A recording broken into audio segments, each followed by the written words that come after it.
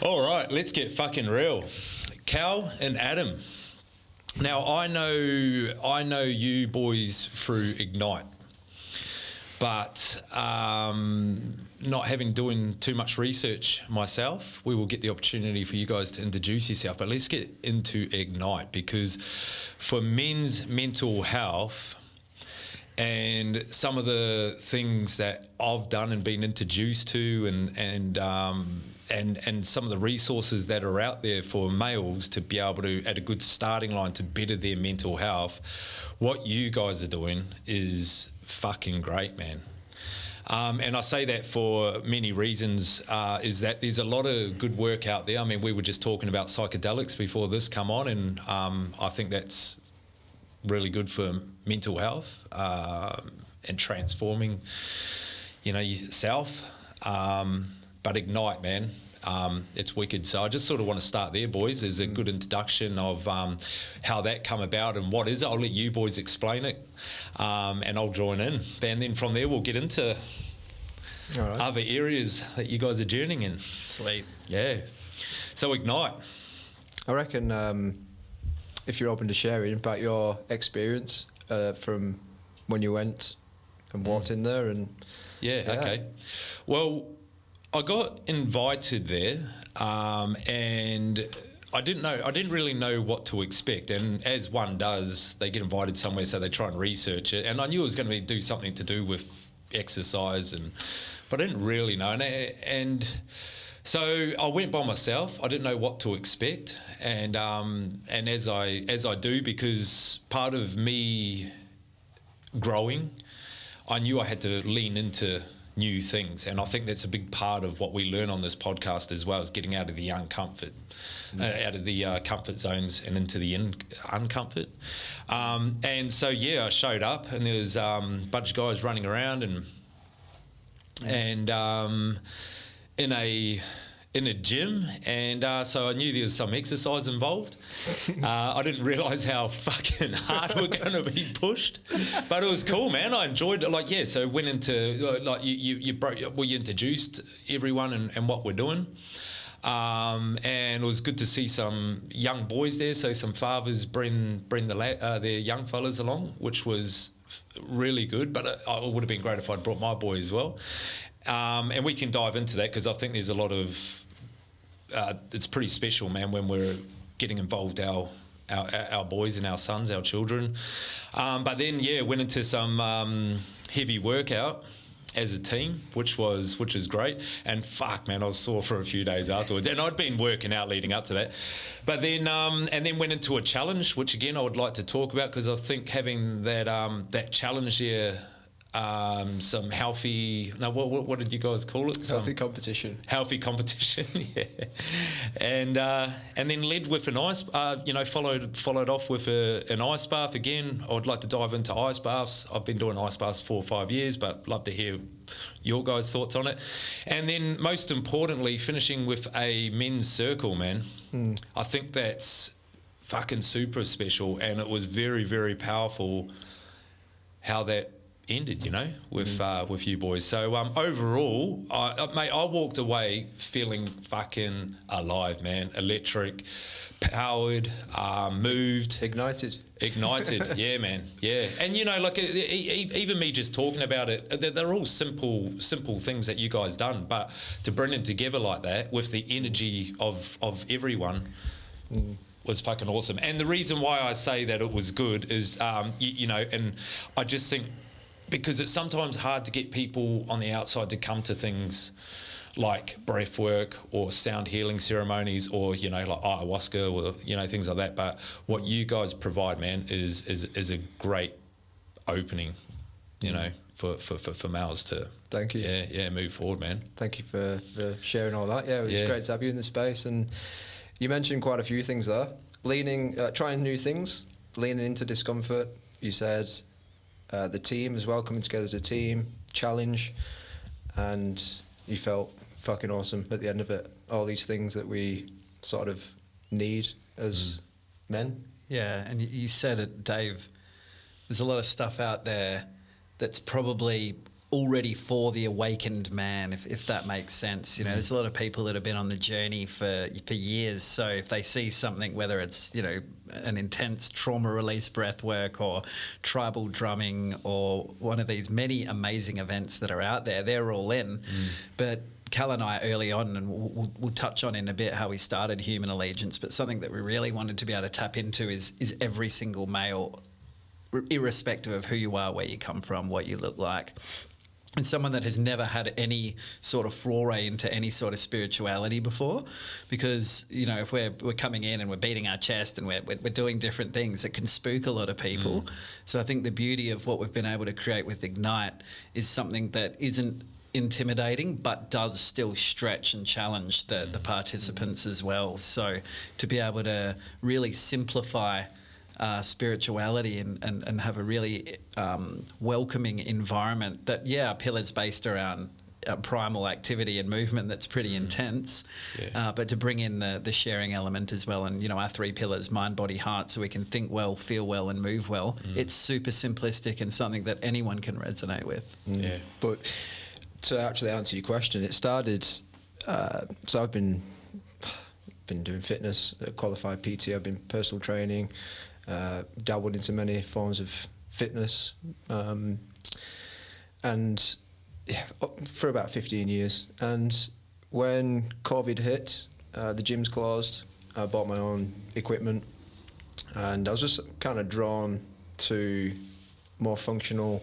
And the word functional, I like to say, it's how it carries over into everyday life. So, like, you know, picking your kids up, playing with your kids, twisting, picking things up, moving, because we're, I guess, in this modern society, we spend a lot of times, prolonged sitting, which can be quite problematic for our posture, for our health. So I was kind of drawn to posture. We're all moving. Shoulders back, chest up. So I was drawn to more functional movements and quite unconventional. So like steel maces, kettlebells. So I liked all that, man. That was cool. Good. Yeah. It's can throw you off a bit, can't it? But it's good. Sorry to interrupt, but like it's also good to be learning some new exercises.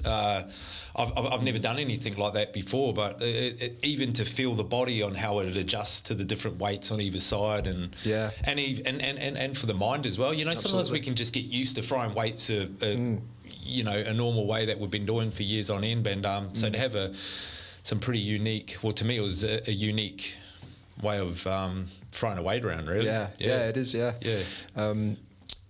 I bought a couple of steel maces, kettlebells, and just for my own training. And then I just had this sort of inner calling idea, if you will, to just share it, get a couple of mates, including Adam, that was pretty intimidated at the time because he's done zero movement and body work and stuff like that in his body. And then, just got together at Scarborough. It was about five of us, and that just started just from a passion for me, moving, exercising, feeling good, trying these new exercises and just sharing that with a couple of mates, and it just grew from there, really. Yeah. And so because, like, even with some of the men's groups that I've been to, like I've done a Mend. I've had the Men Boys on here. Even with Alan Ward, he does something similar. You know, I mean, that's a men's group talking about traumas and guilt and shame and doing those sort of workshops. But it's then having some, how do you call it? Like confronting where you're breaking down I didn't even know how to explain it. But like, I mean, you guys done it in the way of exercise. It can go deep. Yeah, and just and sort of getting yourself out of their comfort zone, I guess. But like with exercise and group exercise, the way that you guys conducted it, I thought it was a really great way because, I mean, it's quite intimidating coming into a place like that, especially by yourself. And I thought it was what better way to do it with exercise, man. It was fantastic. Well, you move your body and you feel good. It's as simple as that. You know, without going into science and benefits of exercise and what it does with releasing the chemicals and all that kind of stuff. Ultimately, it's just if you sat around, living somewhat of a sedentary lifestyle, and you're stuffing your face with unhealthy food, and you just sat down and you've got to work and you come back and you sat down again, chances are you're not going to feel very good, or you're going to turn to vices such as food or alcohol or drugs to make yourself feel good, when really you can just get up, go for a light walk, get out, move your body, exercise, and feel good. It's a stress reliever and it's free. Yeah. We do talk about that a lot on this podcast, man, is just getting out of that comfort zone, man. Yeah. I think like the way I look at drugs and alcohol, I mean, I don't actually look at that as the problem. It's the trauma, and it's those things that we hold, deep in that cause us to use drugs and alcohol as a medicine, But yeah, absolutely, it's just a symptom, really. It's not the actual thing, whether it be drugs, alcohol, porn, coffee, whatever it is to use, like your vices. It's what's underneath that. Where's that coming from? Yeah, everyone's got different fears as well. You touched on some of the other events been really focused on that trauma element. We've had people come to our sessions say, if it was branded or you'd marketed it, that we're going to sit around and talk about our feelings, I wouldn't come. But the fact that they knew it was going to be exercise was really comforting for them. So then in that space, they were then able to share in that sharing circle. But then there's people like myself, Cal touched on it, the exact opposite. I've worked for the past 10 years in professional development and facilitation, but outside of team sports, doing individual solo exercise just scared the shit out of me. It's like, and I'd been in denial for a long time, thinking I was quote unquote doing the work, astral planing, remote viewing, plant medicine. But for me, the real shadow work was being grounded in my body. It's what I feared the most. The irony where someone would say, let's go do a plant medicine journey. Yeah, let's go do yoga. Hell fucking no. Do you know what I mean? And then I realised, all right, I need to step up here. And that's where my gifts lie, is in what we fear the most. And then literally the universe places this guy in my path. And within months, this whole idea is formed and born, and from humbled beginnings as well, right, Cal? From 4 people at the beach in Scarborough, fast track now getting 30 people at our events is amazing. And were you always doing the ice baths and things like that at that stage, or was it just getting together as males and having a workout? Because the other thing about all this is it's massive to build a community and new people. A lot of the time. You're meeting new people. You've developed a pretty quick relationship with your team and things like that you hang around and have a chat afterwards, and before you know it, man, you're making some mates. Yeah, that's what we all crave, isn't it? Really, the community. If you look at the word community, it's commune, so to gather, to get together, unity as one. Yeah. So when we're in those sorts of environments where it's a non-judgmental zone. You feel sort of seen.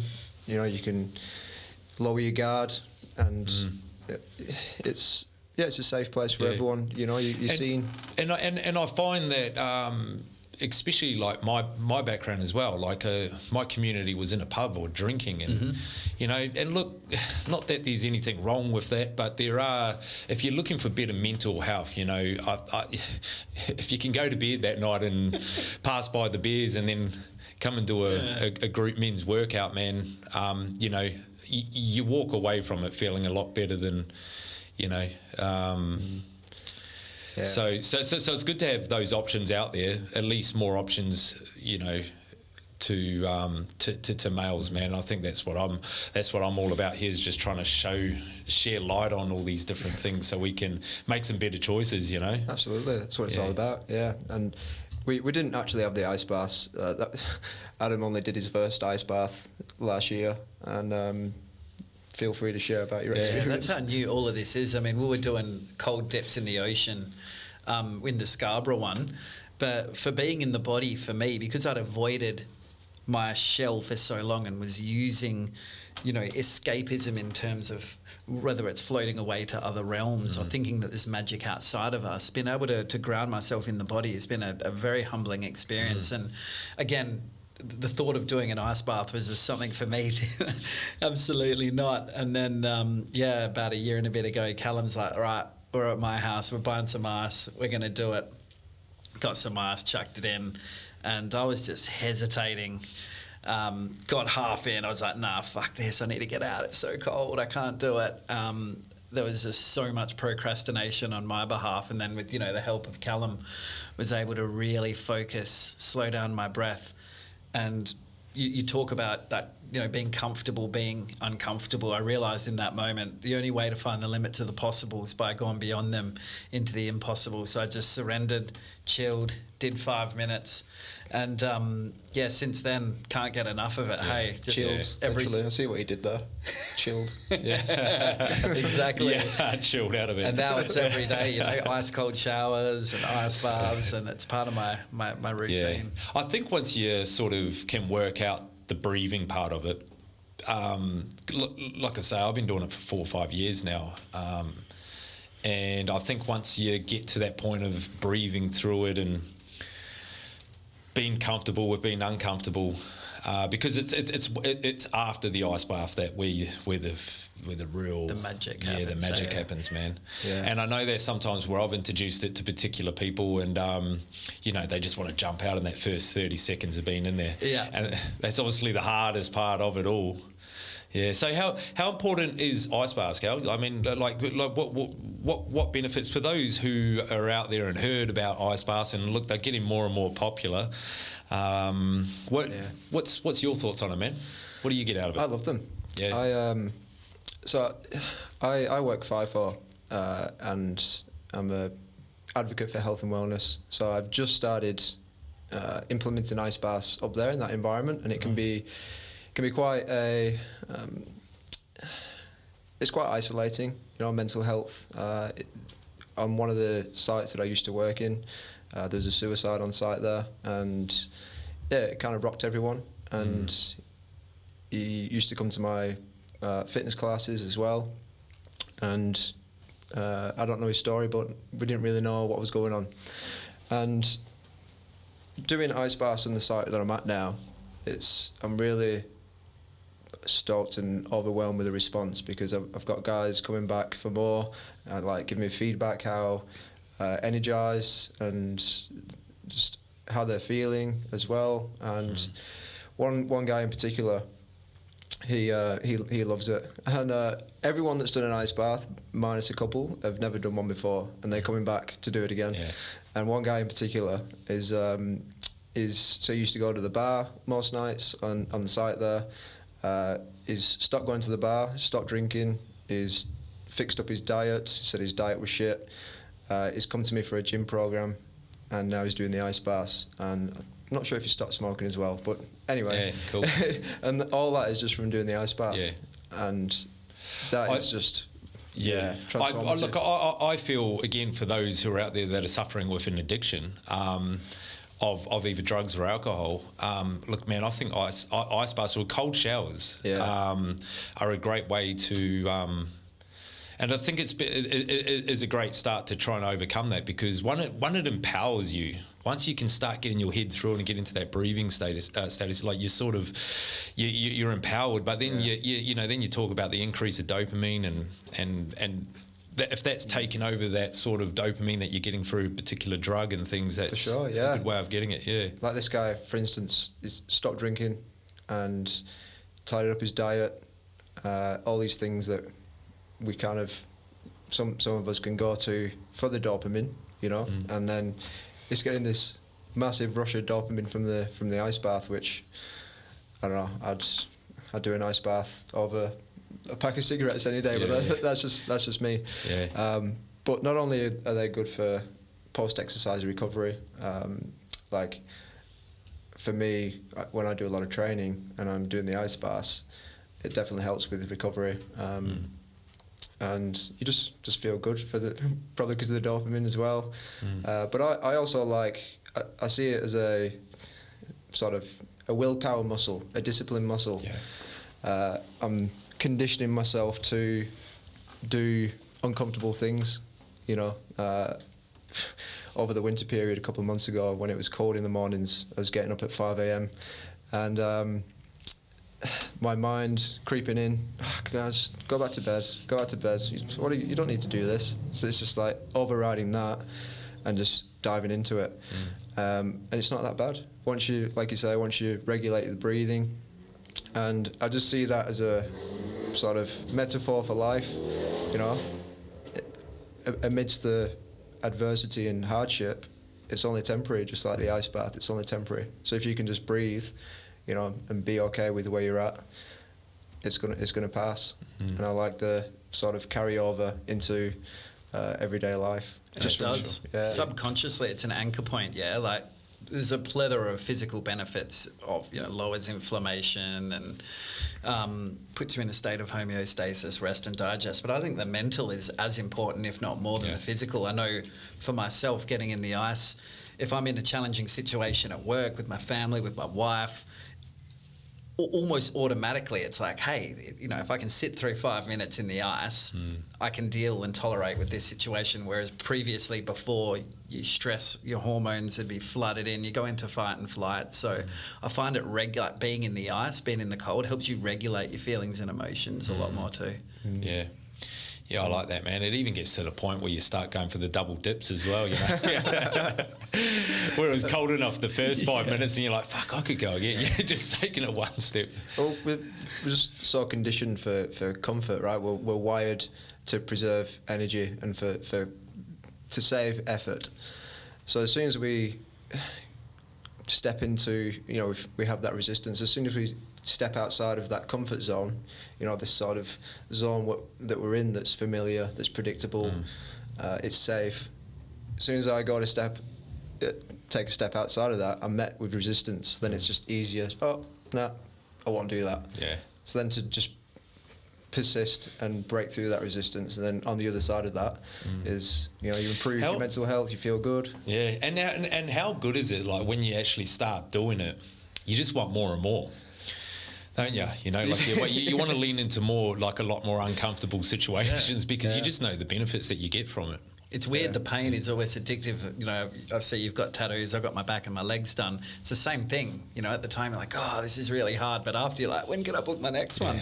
True. There's absolutely a craving in terms of things that are difficult, and the accomplishment that you get after you complete that. You're like, oh, shit, like I didn't think I'd be able to do that. The amount of people that think, oh, I'm just going to take it easy, or I haven't exercised in 3 years, and then they'll come to the Ignite session and they get it done. It's like, yes, like I didn't think I'd be able to do that, and just you can feel it, you can see it on them. They're lit up. You build confidence. That's by doing.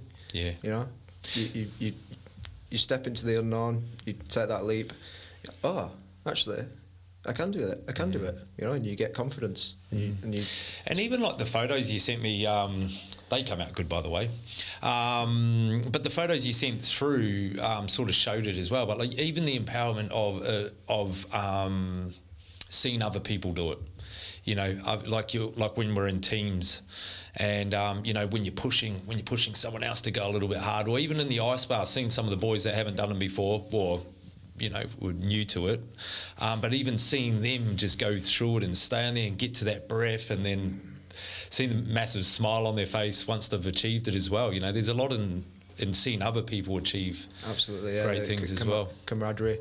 Yeah. I went to a community event yesterday with Ryan Linton. His Cold Nips. Have you met Ryan? Yeah. Well, he was. I'm pretty sure he was at the event. Not that one. No. Oh, different one. Okay. He went to the one before that. Oh, okay. It was the one you were at. Yeah. Ryan was there. Yeah. Yeah. Because that was 2 ago. Yeah.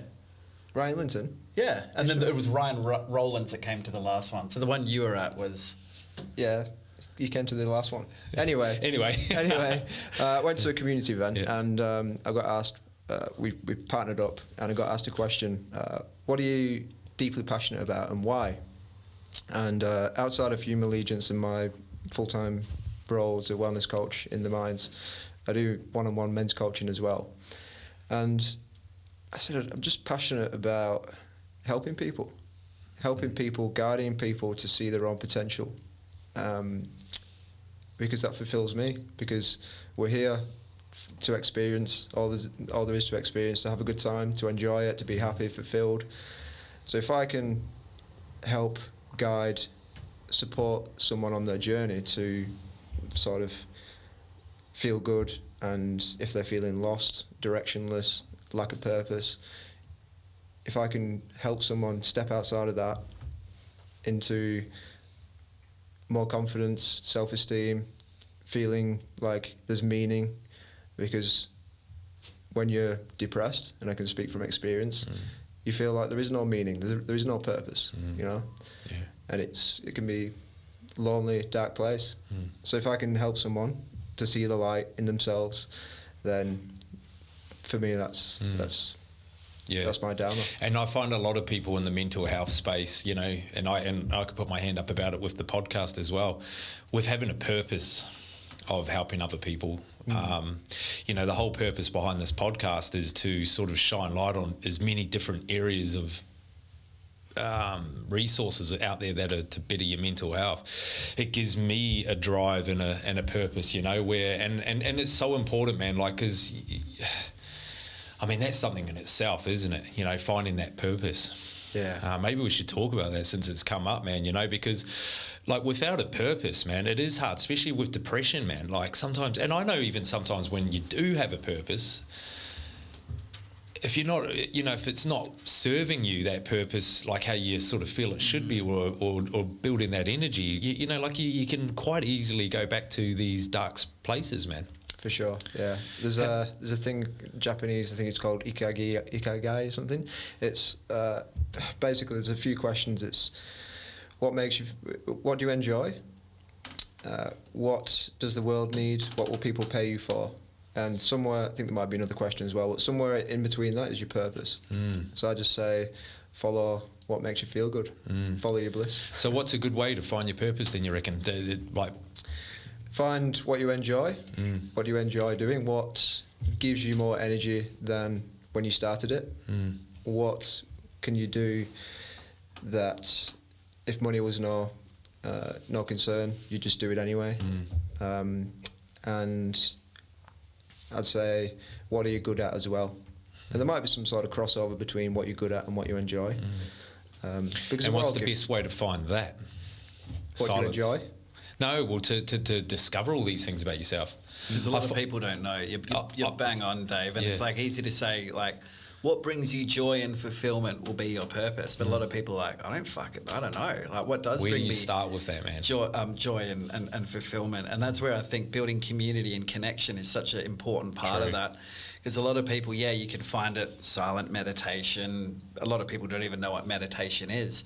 But the amount of people I've seen or heard that have said, I've gone to this one event, it could be a retreat, could be our session, whatever it is, and say, well, I've got so much, the feeling that I'm feeling now. So it could be that they discover that their purpose is being in service to others. They discover that their purpose is making people laugh. And a lot of people think that where they associate purpose, it has to be profession or job.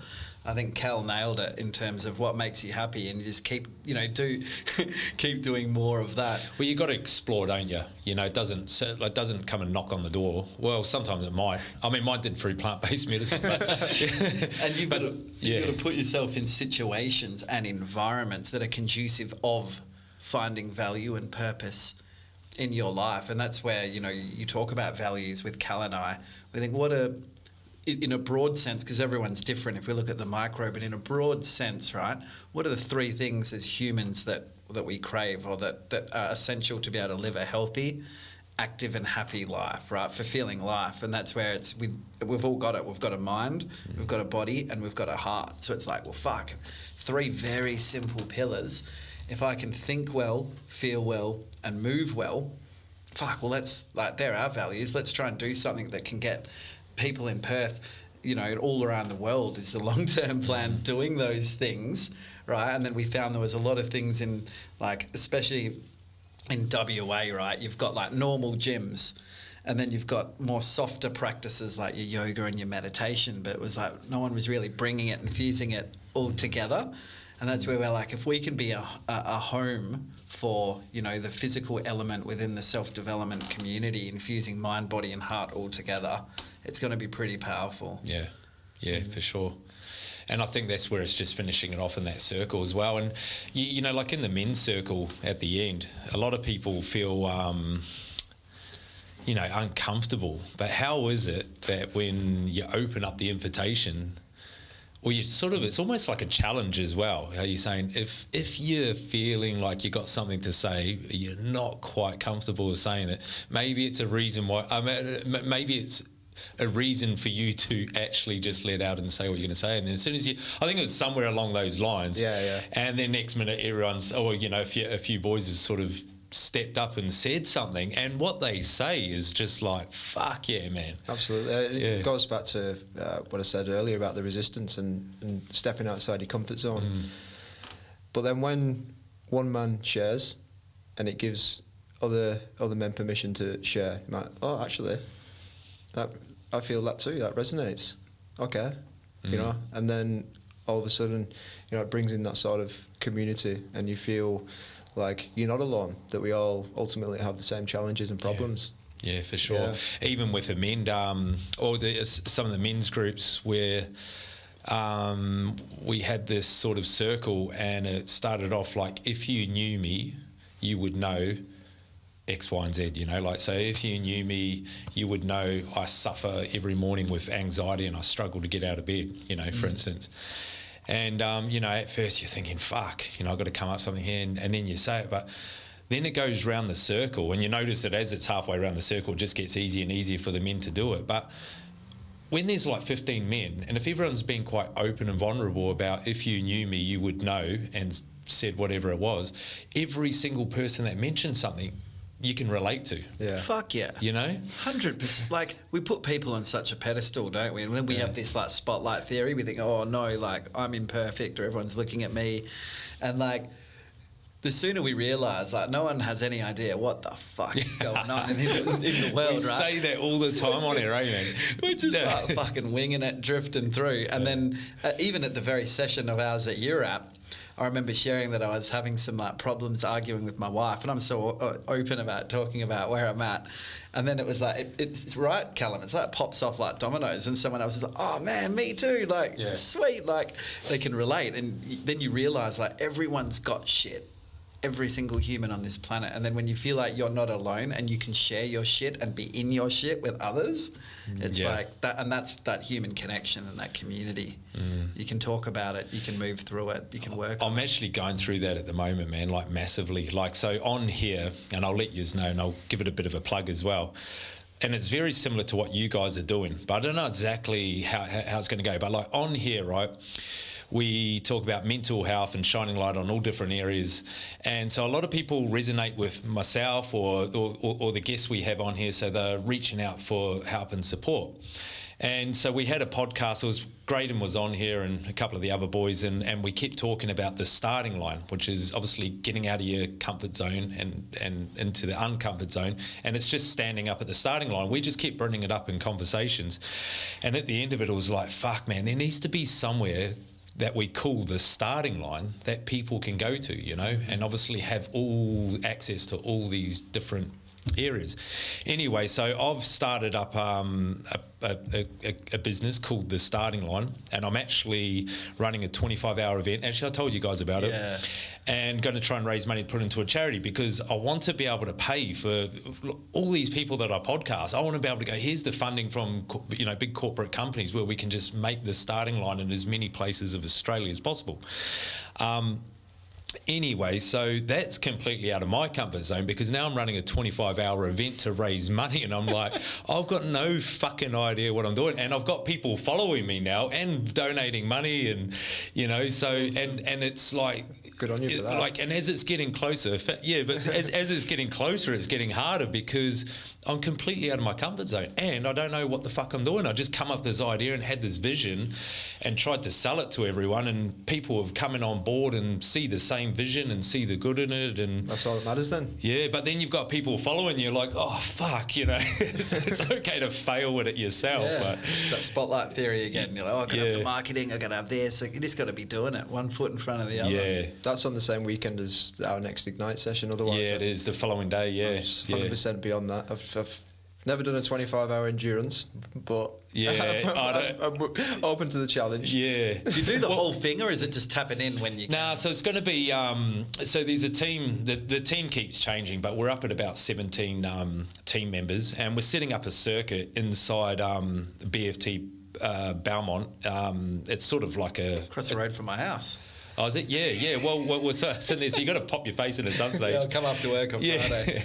And you can still run a couple of laps, man. Just come in and so we're just going to be running a circuit within the gym continuously as a team over 25 hours.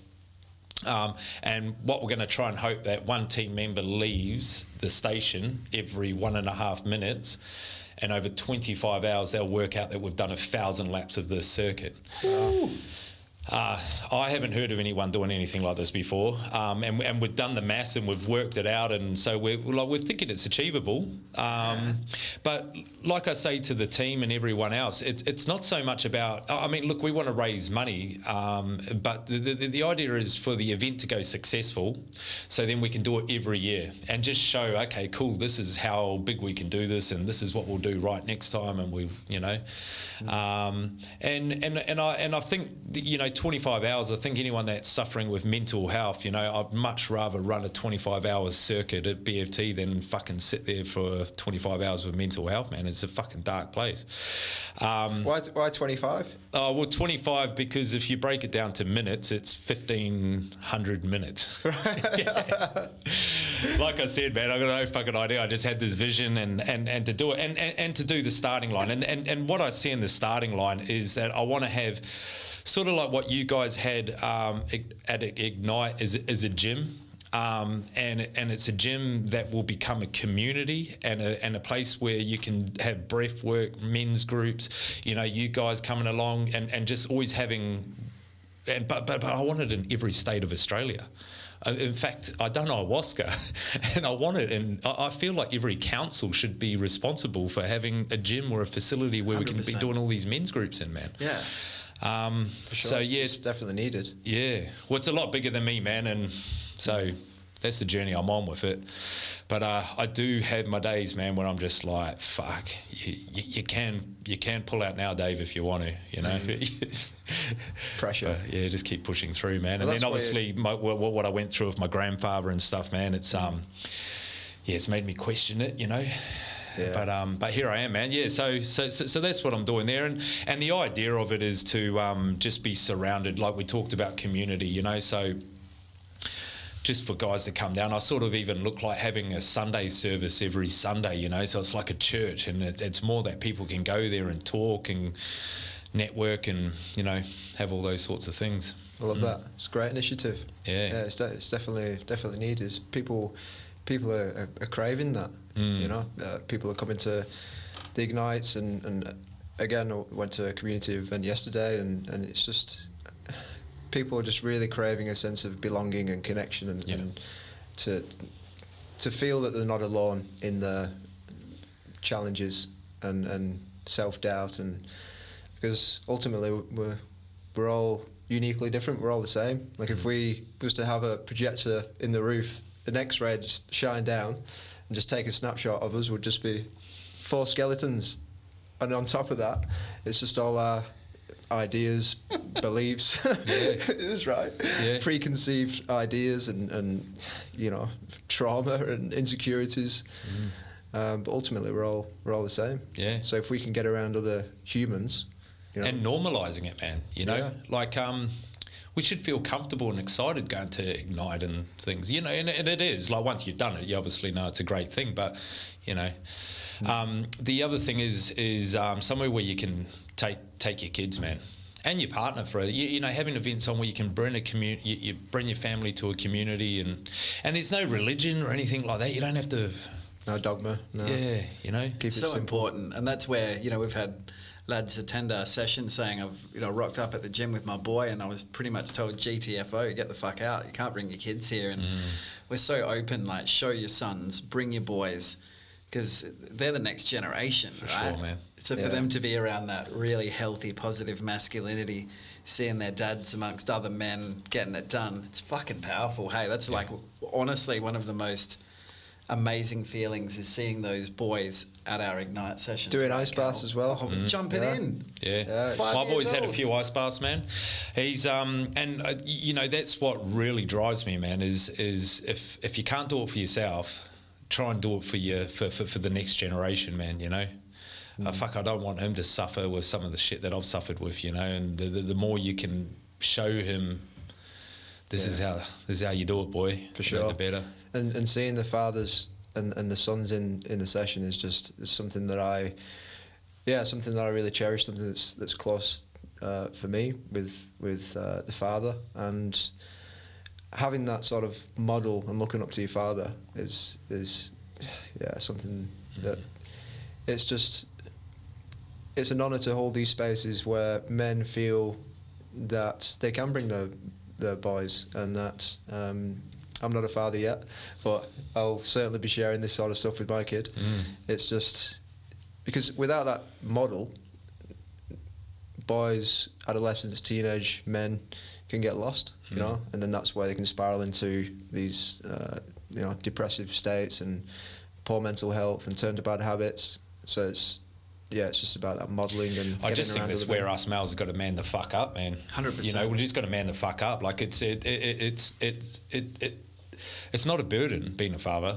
It's a fucking privilege, you know. And I think the sooner a lot of us fathers get that in our fucking heads, that that we need it's our responsibility to be bringing up these boys, you know.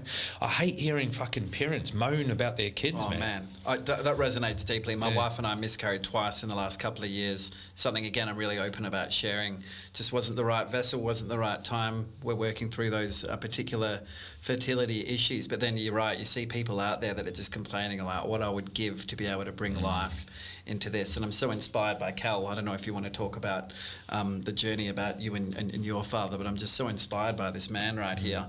And I always see Callum as such a father figure in my life personally, because he's just got this deep reverence and ownership and leadership in that space. You can feel it. Well, I lost my father to suicide. We weren't close. We weren't deeply close. He left, and it's only since meeting my partner was a big catalyst to my growth and diving into that. But I've only recently started to sort of grieve that loss of, even though it wasn't close, I'm missing out on the masculinity, the modelling that of a father, like teaching your boy things like willpower, like you can do it, go on, pushing, and through coaching other men and guiding other men, healing that father within myself. I sort of step into like a father role, and in that it's like healing my own father wound. It's a big insight that I had. It's cool you can turn around recently. like that, bro. You know, like especially if you're suffering from it, and then you can turn it around. Okay, what's my opportunity to give it back to those? It's one thing I took out of there. I found my mum dead through suicide at 14, so I know what it's like to have a parent die of suicide. It's a massive thing, man, and then, but a father, I don't know, like with losing my grandfather 2 weeks ago, for me, it wasn't so much someone that would push you or show you things. It was more like fucking, if I failed, I could fall back on someone as well. Yeah, and that's safety. Safety, man. I've had fuck all to do with my father my whole life. It doesn't have anything to do with my life even today, and even growing up, the thing that disappoints me the most with that is that I know what it's like to be a father, and I sit there and just go, how the fuck can you just wipe your hands off of a son? I just don't know how my dad's done that to me. Because when I look at my son, even if my son didn't want to talk to me, I would still fucking do everything in my might. He wouldn't be able to run away from me. I'd secretly be following him around the world, because I just couldn't really imagine life without my boy, or any of my kids for that matter, And so to sometimes see how parents or fathers, I mean, we're talking about fathers, and it's just crazy, man. It's generational, isn't it? Like, I don't know, it might be a presumption that your father maybe had his own stuff going on as well. Like, it gets passed down. Well, is it guilt and shame, man? Because I recently, and fuck it, I'm going to talk about it, because I recently just sent my father a big long text message of, you've got an opportunity to be a father even now. And part of the text message was, if there's guilt and shame involved in this, there's ways that you can deal with it. More as an open invitation to say, put all your shit aside, Beautiful. Stand up and be a fucking man. And if you need help to do that, I can help you with it. And do you think I got a reply? And I just find that, like, if my son done that to me, one I probably wouldn't allow that to happen, because I would have already tried to cross or amend that relationship or whatever it was. But yeah, so maybe guilt and shame. Yeah, it's guilt and shame, and it just eats them fucking alive. Maybe, I don't know. Yeah. What's your thoughts? Well, talking about guilt and shame, it's if we was to look at the emotions on a scale, guilt and shame would be right at the bottom, and at the top we'd have love, happiness, joy, all the feelings that we do want to feel. And it's not nice to feel the sort of shitty emotions. So I like to say, with shame, you name it to tame it. So you got to actually be vulnerable, by opening up and being honest, to release that shame. Otherwise, it'll stay with you, just eat you up, and then it can turn into bad habits and all that kind of stuff. So that's why it's so important to get around other men in these environments where you feel safe, seen, heard.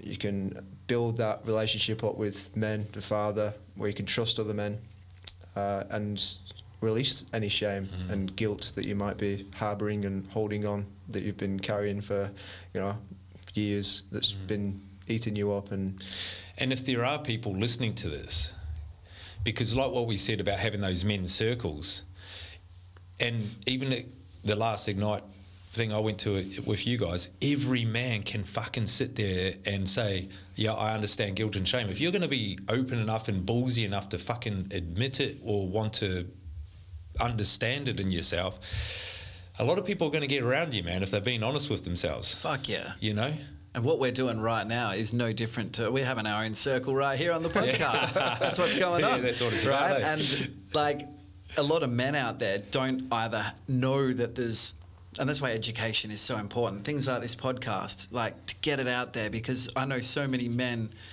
that don't know that these support mechanisms even exist. So they're suffering in silence. Do you know what I mean? And then when you're surrounding yourself with people that are a positive influence, you're doing it, Dave. You can start rewriting that generational and that ancestral trauma. Like, you've seen what your father's like, and now with your boy, you're like, I now know this is what's going down. Yeah. And it's never too fucking late, man. No way. There was the amends men group, a lot of the older boys there at the end of it, when we were having that open circle talking about our experiences with the whole day event of Amend. And a lot of the old boys were just sitting there going, fuck, I wish I'd have known it. But, you younger boys are so lucky because you're doing the work now and you're younger. But the thing is, there's no wrong time in doing it, man. No. Fucking, wouldn't you rather be doing it at 60, 70 years old before you fucking... It's too late, I think... If not now, when? There's no other time. Like, it's never too late, for sure. Not at all. And... things might have happened in our past where we feel this guilt and shame, but we're not a victim. We have, and you mentioned a key word earlier, responsibility. We have, but that's a good word too, man. Victimising yourself. Be the victor, not the victim. Yeah. Well, that's going on the brick wall. Yeah, because people gain you can gain a lot from being a victim, from playing that same old story of things are happening to me. And you said before, I think just before we turned on, about your grandfather passing away, like it happened for you, and just that profound reframe of things are happening to me, like I'm a victim of circumstance, shifting that to, well, everything's working out for me. Everything is working out for me. I'm responsible. I like to say everything is my fault, you know. And sure, things can happen outside of my control that aren't my fault, but I still have my ability to respond to that, which is responsibility. And that's what self-empowerment is. We're so big on empowering others to take responsibility for their own lives. And and I think that's the key, isn't it? And I actually put that in the text message to my father as well, is that like the past is the past, but you've got a choice every fucking morning. You decide to roll out of bed and put your feet on the floor of how you want to show up to be a man today, you know. That. And it doesn't always have to be, you don't have to change the fucking world overnight, but you can certainly do one thing different, you know. It can be as simple as, okay, I'm going to have a cold shower today. You know, or I'm going to pick up the phone and just tell someone that I love them, that is close to them, or I appreciate what they done, or their smile, you know. Yeah. There's so many things you can do different. And then once you start doing all these little micro changes, before you know it, you're transforming 100%. Your life, you know, and the environment around you. I know for my life, looking introspectively at areas I was being a victim, there's a lot of areas I've been a downright little bitch victim in my life. And looking at that, I had this realization, if I'm going to be ruthless, that it was like I was telling myself, oh, my life's so hard, or this is so tough, and poor me, boo-hoo-hoo, thinking that that's the hard work. That was actually easier for me to do. The hard work is actually radically looking at yourself and saying, it's time to fucking go. Let's step up. That's the work, right? No more playing it small. No more being a victim. That's the easy part. I'm telling myself that's hard. And, you know, the second you make that decision, the second that you think, you know what, fuck it, I'm actually going to lean in to this discomfort, everything starts shifting in your life. Like your whole energy changes, your whole energy shifts. Yeah. Yeah, for sure, man. I agree with you. Just something that come up then though is there's a balance between it though, because I do sort of feel like sometimes you do need to wrap yourself in cotton wool. 100%. Yeah, I don't know. When I done ayahuasca, like 2 weeks ago, okay, so my grandfather passed away. Grieving massively, man, like fucking crying, and everything's going through my mind. And then I had ayahuasca booked in, and then I'm going, fuck it, you know, and I had ayahuasca booked in like 3 or 4 months before I even, you know, this happened. And I had a really good ayahuasca experience where it showed me how you know, all the loss, how I just spoke before about, you know, who do I call now if I'm stuck, or, you know, all the strengths of my grandfather, or the wisdom, or the things that we shared. Because I'd always go around there. If my world's falling apart, I always went and sat around at his house, you know. And the other things I was going to miss. And then it just showed me all his strengths, and his spirit and everything is still there, and it now lives in me, you know. And obviously you've got to be on psychedelics to sort of really understand that, but it made perfect sense. And I just had this peace and this, and I guess it also gave me strength to move forward, you know, like, and excited to move forward. Now I've got my grandfather, and it even showed me like he's a really good speller at crosswords and things like that. He said, you know, I'll be helping you there too. And so yeah, it was really beautiful. But I sort of, before I came back to Perth, I thought, oh man, I'm fucking at peace with this, I'm sweet. And then I got back to Perth, man, and it just hit me like a ton of bricks, like the loss of it, you know. And it wasn't until I sort of had these conversations with my sisters, because I was confused by it now, because I was sort of like, fuck, I'm at peace, I feel good about it, I know he's in a better place, I know he's living in me, but you know. And then my sister just goes, you know, Dave, you've got to go easy on yourself, man, it's only been a week or two, you've got to go through this grieving. And 100%. And I think that's where it's understanding. For sure, it's a spectrum, isn't it? Yeah. I feel it's to find the balance, and the balance between, I love the sort of military David Goggins, Jocko Willink ethos of like, you know, stay hard, fucking get after it, no excuses, to a degree, right? And then coming back and giving yourself some gentleness and compassion for if you're feeling shit, it's just where you're at, you know, and finding that balance. And balance is the key, isn't it, Cal? And you nailed it, right? Because anything of anything, too much of anything is going to be an issue, right? Yeah. You charge like Goggins 24/7, and he's a perfect example. You're going to get injuries. You're going to burn out. You do fuck all, and you sit on your couch smoking weed, playing video games. Too much of that, you're going to go the other way. You have no motivation. So balance in everything is key. And Callum and I often talk about people often have this all or nothing mentality. You know, and that's where it's so important to think, fuck, okay, I'm going to lead and choose to live a healthy and happy life. But if I want to eat a fucking burger, I'm going to eat the burger. Do you know what I mean? Have that balance. Rest, take care of yourself, but also go hard, because everything is duality. Yeah. Whether we like it or not in life, black, white, you throw a ball up, it has to come down. I'm a all or nothing sort of guy, and like to, I fucking can quite easily burn myself out. But it's also finding that peace with, because I'm going to ask you boys, like what do you do for your time out or that? Because I don't know how you guys feel about it. For me to sit on the couch or to do nothing, I have a lot of fucking things going through my head of like, oh, you could be doing this, or you should be doing this. Yeah, guilty, man. Yeah. Yeah, it's what can you do that's guilt-free? Or learn to sit on the couch and challenge yourself to be able to be comfortable doing nothing, because that may be the exact thing which that is David the fucking needs. hardest thing you can do in the world. See, and that's the work. We talk about the shadow. Myself, for example, thinking I've been doing the work for years, but the work for me was feeling actually grounded within the body. So being comfortable, sitting in silence and chilling. Silence, exactly. Yeah, I've done a few silent meditation retreats, and as uncomfortable as it can be, I find such stillness and inner peace in that. And yeah, because sometimes it can be go, go, go, you know, in that sort of masculine drive, accomplishment, I've got to do, because as men, we can get valued for our utility, how much we do. And then as soon as we're not doing enough, like, oh, I'm not enough, you know, and I can speak from where I sit.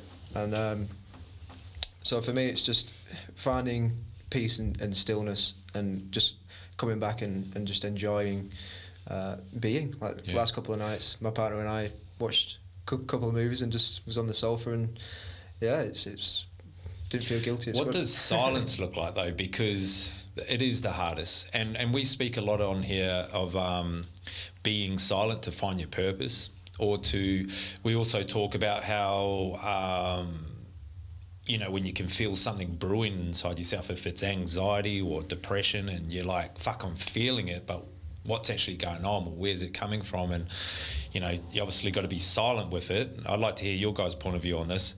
But what does that silent look like? Because some people would say it's not even journaling, it's no music, it's no meditation, it's like fucking just doing nothing.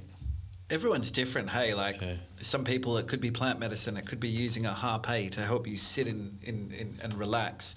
It could be learning to meditate, but I'm not going to say I disagree. I think people's solace comes in different ways. I know people that would never sit in silence, but they surf every single morning, and that's enough. That's what they do, to just get in touch with the elements. For me, the most at peace Zen, more than any plant medicine journey, more than any self-development, any program, any retreat I've been on, is when it's just me in a pitch black room with the frequency of music. That's where I feel almost this ego death, that Adam Nelson ceases to exist and I'm just one. And music is a frequency, it's a language. Is that like binaural beats or something like that? Or like what you can have binaural beats, but I'm talking like sometimes I might, and I've like a deep reverence and passion for music. Grew up playing in bands and traveling and touring, and that's been a massive part of my life, my music. And sometimes it could be like filthy Norwegian black metal. Like I'm talking like and other times it might be like deep house or trance or soft acoustic music. Absolutely, you know, there's some brilliant shamanic music and binaural beats and meditation tones, but that's where I think it's not important. I mean, it's so important to not regiment yourself into such a strict routine. I know some people where it's like, you have to learn to meditate and sit in silence, and it's just not them. But then they've found other ways to get, because it's all about brainwaves, right? You want to get into, say, a theta or a delta brainwave state. There are many ways to achieve that outside of just sitting there and meditating. So is it powerful to be able to do that? Yeah, but there are many ways. It could be having a surf. Even running, exercise. Oh, absolutely.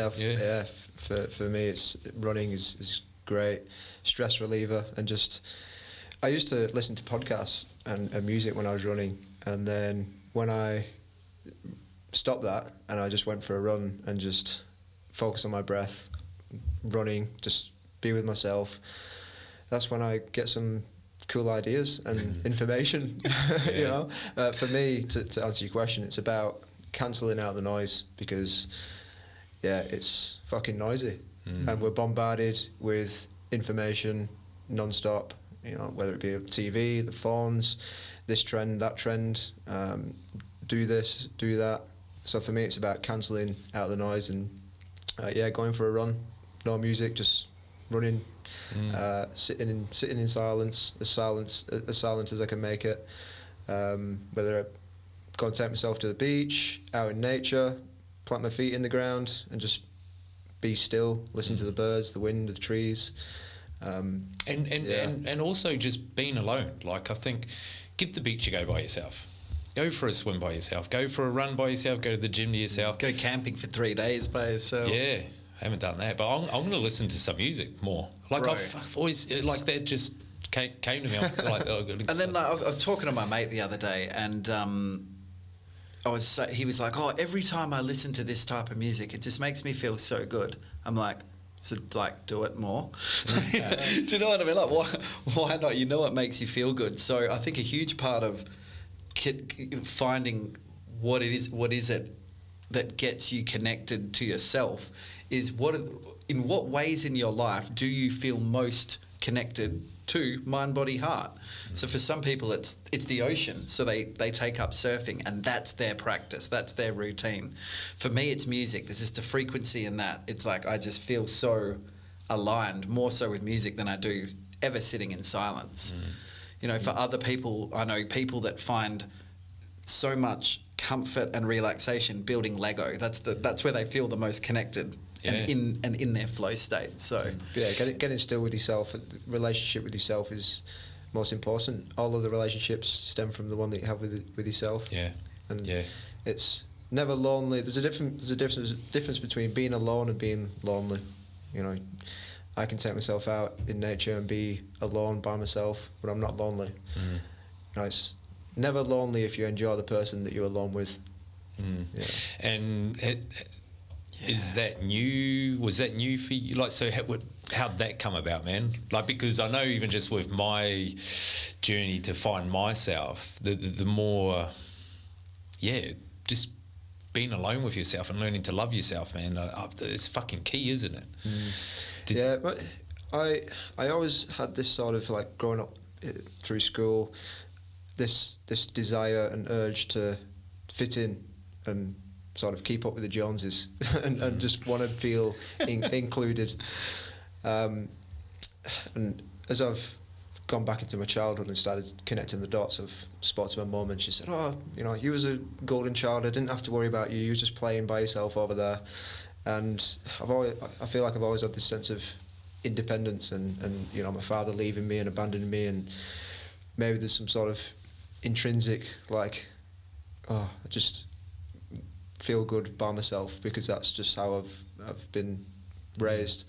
But my path sort of changed when I started when I learned meditation, which was when I was working FIFO, up on the mines, anxiety, stress, and this lovely lady that came to the gym gave me a meditation book, and it was just a very simple book. Like, I could give it to my 8-year-old nephew. It's so simple. And it just spoke about this notion of observing your breath, you know, just notice the rise and fall of your belly. And I just tried it. I was like, it's too hard, because my mind was just so active and ruminating thoughts. And I said, it's just too hard. Like, it says, focus on my navel. It's like, I can't, I'm just thinking too much. But it was like a muscle, a mental muscle. And just the more that I conditioned my mind, the more that I just sort of got better at meditating and being alone in stillness and enjoying it. Yeah. Yeah, I like that, man. Bringing things back to breath. Yeah, because I've always been good myself, being alone as well, but I'm still with my head. You know, a lot of in the head, and I'm sort of learning that a little bit as well. It's sort of like being a little, I don't know if this makes sense, but being a little bit more in the body, being more in the moment, in the now. Chuck some music on, man. Yeah. I think I'm going to, man. And running's another thing that keeps coming up for me. Yeah, I've always avoided it, and I dabble in a run around the river, or doing a couple of Ks. 3Ks would be heaps for me. So you're signing up for the next True Grit challenge. I get challenged every podcast, so if there's one that's coming up, of course, man. The morning of the next Ignite, the 26th, is on the back end of a 25-hour endurance, is 3 or half marathon. You were considering that, though. Yeah, I'm considering it. Yeah. But I've had a few lessons in recovery and pushing myself too much. But we just have a strong desire to fit in. Like, just listening to everything we've been talking about is like, who are we at our core? And sitting in silence, we're able to find ourselves. And the more people that do that, you realise you can just be authentically yourself and not give a fuck. And then if you're doing that and Callum's doing that, it's all sweet, because you can even look at someone, right? How fascinating is this? You can almost look at the way someone dresses and almost put them in a class, you know what I mean? It's like, that guy's a metalhead because of his style, or this guy's got long hair and like the hat, or he's like a Byron Bay rocker. Like, we're so conditioned to fit in. It even affects the way we show up and look. That guy's a bogan, that guy's a surfy, that person's a gothic. It's like, you've got all of these desires, and so much so that a lot of these people think I'm so individual and authentic and self-expressing, but really you're fitting this mold or this stereotype because of some form of conditioning, right? And for me, listening to that music and just being with myself makes me realize I do that too, and that's okay. Like, I like this sort of style, so fuck it, I'm going to wear it. And that's part of like integrating the good part of your ego as well, because that makes you part of who you are, but it also lets you know I don't need to care so much about what people think. Right? And like, we do go around just labelling everything, don't we? 100%. Unconsciously. Yeah. I actually went through that ayahuasca, man. So everything you just spoke about then, and just how like and how like you label a person unconsciously, and then that person just goes around being that person. They identify with the archetype. But sometimes consciously as well, some people. Yeah. Labeling. Yeah, true. Well, I guess you're sort of consciously doing it because you've made yourself believe that that's that person. Yeah. If that makes sense, And it's not until you actually get to know them, you're like, man. And even when you are talking to them, your brain's still telling you, nah, that's that person. Like, if you go, no, it doesn't sound like that person at the moment, If you saw someone roll in here, they had like a Holden HSB coat on, right? Yeah. Big beard, double pluggers. You'd be like, typical, and they didn't speak. You'd be like, it's got to be like typical ochre Aussie bloke, like bogue. Like, instantly your brain will do that. It makes these assumptions based on this appearance. It's wild. It is wild. And then and even with that person, and this is why it's important to actually take the time to listen to people and have conversations and being still, I guess, in that area, because like even down at ayahuasca, and I hope sees this because I met him, but he spent the whole weekend down there. Ends up, he's a fucking legend of a guy. But beforehand, he'd come across, like, he's your typical, like, lives in Yellingup. If he can get around wearing bare feet, he'll be wearing bare feet, and and he's what you'd call a hippie, and at first, I don't know. I didn't judge him in a way of like I didn't want to know him, but I just labelled him as like just a hippie. Like I just sort of thought, well, he's going to be different to me. Yeah. Even though I'm doing a lot of hippie shit these days, but but anyway, man. Like, it just I took the over the whole weekend, I had many conversations with him, and I was just blown away, man. Like just the amount of the mountain of knowledge he had, like with psychedelics to mushrooms to cacao to what he's doing. He does personal coaching, plays the didgeridoo, man. Like fucking no other, man. Like that was just something in itself. Talking about healing and his journey, and I probably, if I had him, I was lucky enough. I got to spend the whole weekend with him, and to walk away with my cup filled with all of this from him. But if I had to just met him the first time in a room, it would probably be a conversation I would have not so much avoided, but wouldn't have. Bro, I hear exactly what you're saying, and I'll be vulnerable and admit it too. Like there'll be times I'll see someone, and just by the way that they're dressed or their style, I'm like, oh, like. That's not my style. Like I wouldn't talk to that person. And I'm like, how fucking superficial of you, Adzi, to be able to do that. And how many times have we, which is so beautiful, we'll go to a retreat, right? And we'll see someone and think, oh, that's like interesting looking person. Oh, who is that?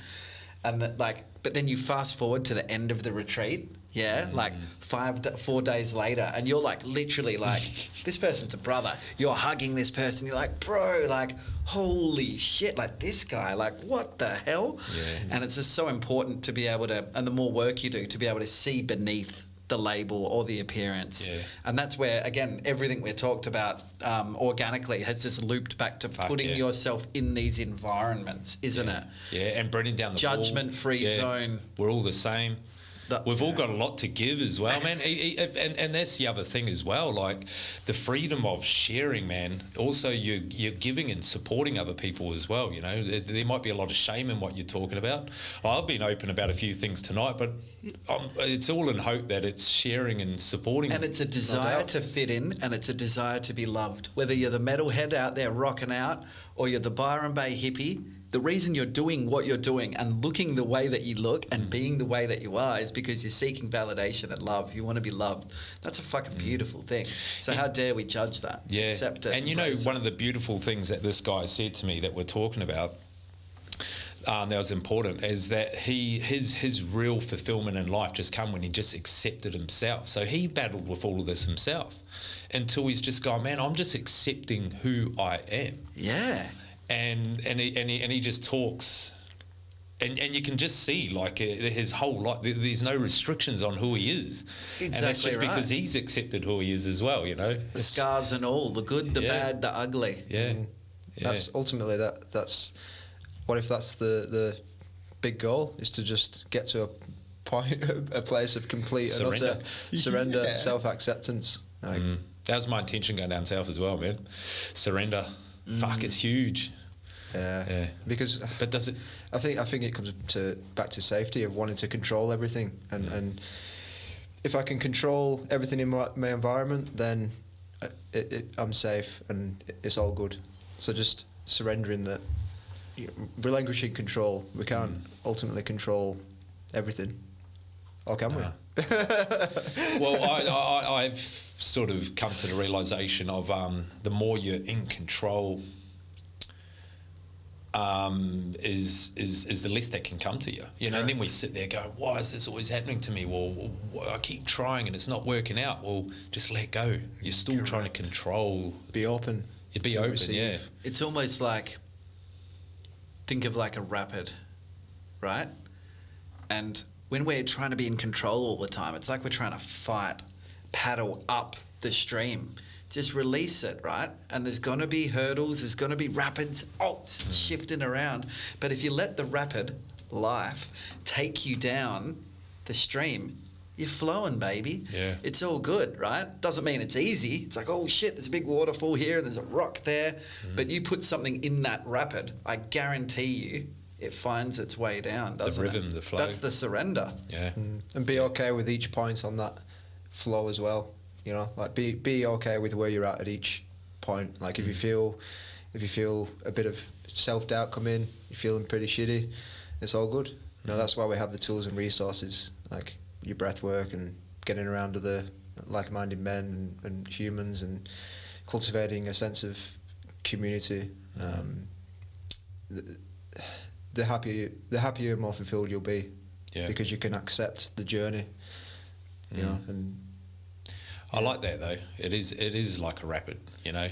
And if you hit a rock, just explore that. Like, don't fight it. Fuck yeah. Just what happened there, And you this know. is Like, a lot of people. A lot of people like everything it comes back to love. Okay, I'm going to slightly, be a bit controversial here and disagree, because life is inherently fucking hard at times as well, right? So if we build this pedestal, it's all about love, fulfillment, enjoyment. When we're not experiencing those feelings and emotions of love, fulfillment, and enjoyment, we feel like something's wrong or we're fucked up. But we talk about today a lot acceptance and surrender. I'm not saying almost enjoy those feelings, but what about getting to a place that where you're in that fucking pit, right? There's a lot of areas at the moment, I'm in that pit, where it's like, oh shit. But to be able to be like, yeah, like I'm in, right? I'm in that pit. And that's okay, because that's what life's about. Yeah. I've got the tools, the resources, the people. I've been in around me that to pit the help. last few weeks with my grandfather, man. And like I said, I shared with you boys, even coming to this podcast, it's sort of like I was in that pit enough to go, and fuck, I don't have the energy to be talking about mental health and things, you know. But even just in that pit, I took the opportunity, you know, you're sitting there crying and loss and and all these, you know, things of emotions are coming up. But, you know, I took the opportunity to also just have a bit of time by myself and breathe and to see what positives were in it as well. And the amount of friends and family that sort of reach out and come together, and I don't know, man, I just felt like blessed to even have people, and even seen, you know, how they sort of hand a rosemary on the coffin as they go around at the funeral. I sort of stood up as that went on, and I watched all the people just walk past my grandfather and put a rosemary on, just like, man, this man touched every single person, one of their lives, you know. It's amazing. Yeah. Jinx. Wow. And the other one was is how when someone passes away, how everything doesn't matter. Like, here we are stressing, we're fighting up the rapid, you know, constantly, every single day we're fighting up this fucking rapid. And I just noticed that with death, man, it stops. It's like this calmness happened across everyone. And it was a bit of numbness and like shock, and you can call it whatever you want, but it was like fucking, I don't know, man. Like, I really didn't give a fuck about anything. Nothing else matters. Yeah. It's I think because I feel like we're so conditioned to this myth of more. Just when I can get more money, more whatever it is, right, then I can be happy. Why can't you be happy with now and yourself and be grateful for what you've got? Enjoy the struggle. I'll be happy when I get the kids, I get the house. I'll be happy if I get a better job, I have more money. Want those fucking things, put it on your dream board, go get it. But are you content now? Yeah. I don't think on your grave it's, and it might be, I might be wrong. I'll take a trip to the cemetery one day and observe, but it has your bank account figures on your grave. Like, this is how much money I made. Yeah. You know, I'm gonna make it's sure we about put that on the people yours. that you impacted and touched. Your legacy and what you left behind, and for sure. The gifts that you share. What sort of father you were, man. Yeah. And how many uncomfortable situations you put yourself in. How long can you sit in an ice bath? Yeah. Just saying, I don't want to drag this out too much longer, man, but I do want to have the conversation just about psychedelics, because I know we were speaking to them just before this, before the podcast. Because it's something that I really, really feel that we need to shine a little bit more light on to make them a little bit normalise the conversation about them. What does it mean to you, man? Like, I know it's a big conversation. This is Adam's bread and butter. Yeah. Look, it's fascinating, and in fact, in my corporate role, we're actually working with a company at the moment, the first company in WA that's actually legalised psilocybin mushrooms for PTSD, trauma, clinically. So it's a huge step in the right direction. The easiest way, and someone that's very passionate about not only the legalisation of psychedelics, but their power, their value, their medicinal purposes, is understanding the profound effect that they can have on one's body if they're ready. right? And that's so important. A lot of people might not be ready for that journey, and they might have various medical predispositions that the medicine, like anything, some people could be allergic to peanuts. It's no different. But for anyone listening, the easiest way that I'd explain it is they're a tool. Think of our mind, right? And we've got our subconscious mind, and I'll use easy, simple language here, so we're not using crazy brain terminology functions. Make the complex simple and the simple compelling, one of my favourite phrases. You judging us now? So no, please be simple, mate. Think of our mind as this storage center, like a computer, right? But then there's some files that might be corrupt, or there's some drives that we don't access or we've forgotten about. So that's our subconscious mind. It's this deep, dark closet. It's pitch black, and there's shit in there that we don't want to go near. In fact, there's shit in there that we don't even know exists, right? Now, the easiest way that I can explain the power of psychedelics is by saying, here's a key, right? Here you go. Oh, okay. Got the key. Let's put it in that lock. Let's open that dark closet, and let's open it up so you can then experience what's trapped. And that's where, yes, there's breath work. Yes, there's movement. There's lots of things out there, but the power of these psychedelics, it's where, you listen to the work of the famous Gabor Mate, you might be familiar with his work, a very famous trauma specialist with kids. He spent the first 35 years of his career, had never used or experienced psychedelics, and it's not for me. And then finally he said, this is something that I need to experience. And he said, this is like 35 years of therapy in 8 hours, because it, unlike anything else, enables you to go to those places that either in a lucid state, unless you're a Tibetan monk meditating every day, you're just not going to go. And the reason is actually quite mechanical and scientific. We need to access a brainwave of a gamma state to get there. It's almost impossible without psychedelics or some form of extreme meditative practice. Right. So to be able to get into that gamma flow state where you're just like pom, pom, pom, and you have access to all of your brain, is really powerful. That makes perfect sense, man, and thanks for sharing it like that too, because I know that when I'm in ayahuasca, it's like everything's so simple. It makes perfect sense, and you can move through all these different, I guess, intentions that you had, or traumas, or and it almost just feels like, I don't know how it is for you guys, but it's like you can move from topic to topic pretty quickly. Oh, yeah. And heal through it and understand it and release. And because there is no 3D matter, right? And how many times, there's many different medicines out there, whether it's, and many legal medicines as well, which I really want to preface as well. It's, Callum and I sit harpe quite regularly. In fact, I don't think I've ever seen anyone in my life have as much as Callum. And so there's lots of beautiful substances out there. And this fascinating thing happens, which is where it's really important, if you're lucid enough to be able to keep a journal. How many times, right, are we in these experiences where we think, oh my God, I've heard even Callum in experience, I've got it. I've fucking got it. I've worked it out. I've got the keys to the kingdom. You know what I mean? Like you said, Dave, like everything's so clear. Like I've and then as you're slowly coming out, it's drifting further and further away. Oh no, I've lost it. So it's so important to be able to have a reference point or an anchor point to be able to make sure that you're integrating.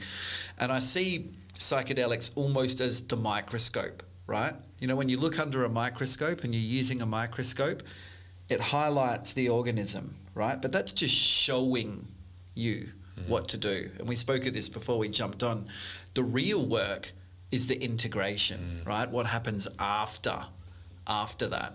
Taking that action, implementing, because it's no good for anyone if you're constantly using these powerful tools, whether it's psychedelics, meditation, breath work, having all of these realizations, and then I just go back to my normal routine and my normal pattern.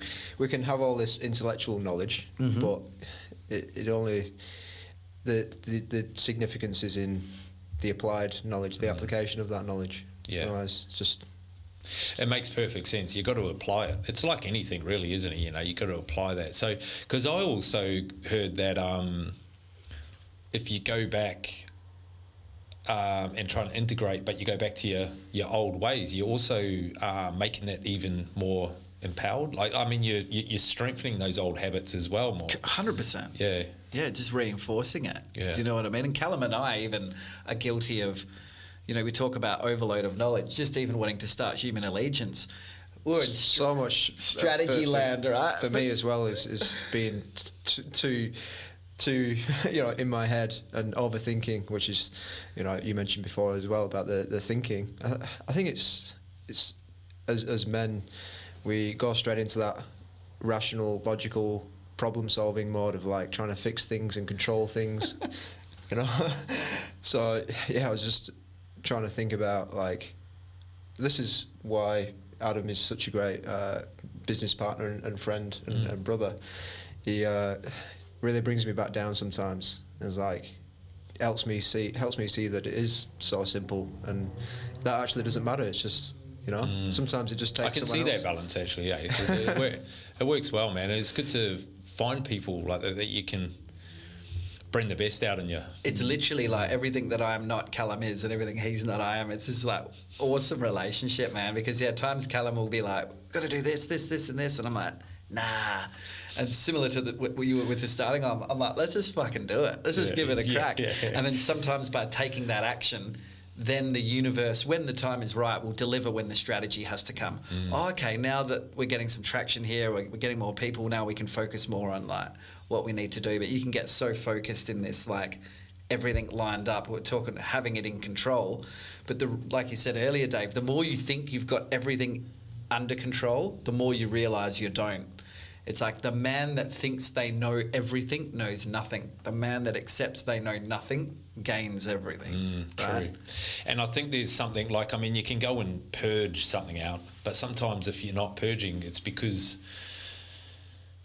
this is how I interpretate it, is sort of that sometimes there's strength in having to go through it and learning how to do it yourself, like through breath. You know, I mean, you can go and just cut it off and go, there you go, it's done. But like, what's the learning in that? You know? Yeah. Well, if we were playing poker now, right, and I could see through your cards, and I could see through your cards, what would be the fun in that? Yeah. You know, I know what's going to happen. Yeah. You know what I mean? It's so true, man. Yeah. I'll allow it. Yeah, like that. It's going on the brick as well. And so, and just on the psychedelics though as well. Oh, well, not even psychedelics. I like how you mentioned there's a lot of stuff. There's breath work, cacao, who I've just I got introduced to that probably about six or 7 months ago, which is wow. I've had two today. Oh, have you? We swear by it. Yeah. How do you? Maybe I'll ask afterwards. I want to know how to make it properly. I quit coffee. Don't ask me then. Yeah. 3 years. You're eating it raw. There's no right or wrong. Hey, like if you're short on time, you can just chuck the cacao in the blender, put a bit of like natural organic maple syrup in there if you want a bit of sweetener. But with some water. Yeah, water. Yeah. Some people have like milk, dairy milk, almond milk, full cream, whatever your jam is. But the traditional way would be over a hot flame or stove to be able to really melt that chocolate. And get that brew purring. So good. Did they give it to you before the ayahuasca journey? No. It's not good for that apparently. Yeah. Right. Yeah. No. This is I've just it's sound healing that we're doing it. Yeah. That's when I first got we were at one of Luke's sound healing. Oh yeah, a few weeks. Yeah, I know you've had Luke on the podcast as well, and we had he introduced a cacao ceremony at the start of it. But cacao's it's a beautiful medicine. It's really heart opening too. The theobromine in it just really. And as someone that was like smashing the corporate cocaine like 5-6 times a day, coffee, I mean, I realised like, why am I waking up every morning? I've slept for 10 hours and having a stimulant. Like, I'm addicted to this drug, literally, and it's legal. What the fuck? Again, balance. Nothing wrong with a coffee a day, but when you're having 5 or 6, do you know what I'm saying? I'm like, I need a substitute here, and then. Found the beauty in cacao, which is like 3% caffeine instead of 30, which is in coffee. Still gives you that energy, but it's just this beautiful beautiful medicine. And I might only have one or two a week now, so it's not something that I have to have every day. Yeah. Highly recommend it for anyone listening and watching. Yeah, for sure, man. And I just brought a whole heap of it because just for that reason, I like coffee. I done a detox program with Brian, who owns Thrive Wellness, and he was on here and he mentioned a detox program that he does and talk about challenges. Next minute I'm doing it, and I didn't realise it had 3 parts of fasting. Dry fasting or water fasting? Yeah. The longest one I done was like about 42 hours. Yeah. No, it was. Good work. Yeah. And how'd you feel? Man, it was. It wasn't what I expected. How did I feel? The first one was hard only because it was the first time I'd done a real fast. But the longer one, it was only meant to be 38 hours, but I ended up pushing it out to 42 or something like that. Good work. It was more, it opened my eyes up, man, to how addicted we are to being comfortable with things. So it wasn't that I needed food. I actually had a lot of energy. I was alert. I could have eaten, and I noticed that even when I saw food, and like you can see food more, you can smell food. If anyone walks past you with a coffee, because there's no coffee as well, so I smelt all of that. But really, and I took the opportunity to just be alone with myself as well towards the end of it. And I was sitting in my lounge room, I said to myself, there's no TV, no distractions. You've got to sit with what's going on here. And it was just comfort, man. I felt like I just needed to sit on the couch with something to eat. And it was the addiction for comfort. The dopamine, comfort. And that's what come up. And out the back end of that was just with coffee as well. And I just found that my coffee in the morning is my comfort. It's not so much I need it. I've got good energy in the morning. Makes you realise how much when you fast that you think about food. Like breakfast, lunch, dinner is these like Western staples. We all do it. Like my wife and I are massively into fasting. Her way more than me. She's an absolute machine. She'll do 2-week water fasts, 3-day dry fasts, nothing. Just it's crazy, but it's incredibly therapeutic. I've not done a dry fast yet. I did a 3-day silent retreat. So what's a dry fast? Sorry. Nothing. No water. Oh, no absolutely water. Nothing. Yeah. Wow. You're an Aeritarian. Yeah, because even with my fast, I was having hot water, warm water, cold water. Yeah. And so no water. I've not done one yet. Yeah. I will do eventually, but even thinking about it, it's uncomfortable. The silent meditation retreat that I did was 3 days, and I decided to do it fasted. Just a few reasons. One, for the extra challenge, because it's hard enough. Because it wasn't enough. This guy. I like to do fasts every now and then, just for detoxification. And the first thing that I noticed when I started fasting was how much I didn't need food. Yeah, how much I've been led to believe that I just need a lot more food. And once you overcome that sort of hunger sensation, and actually, I don't know. I feel hungry, but I don't. How much more time have you got in the day? You don't think about preparing it. You don't think about eating it. You don't think. I just had so much production time as well, man. Legit. Yeah, it's the same thing.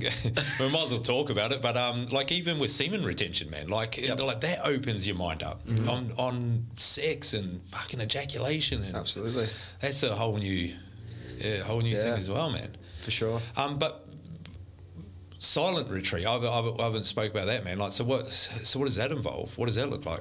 Silence. Yeah, just in a black room, or it's an hour and a half inland of Perth in a place called Brookton, and they're all over the world.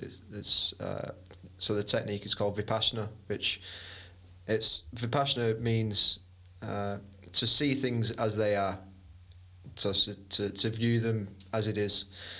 And you can do 10 days, 3 days. You can only do a 3-day retreat once you've done a 10 days. Then you're classified as an old student.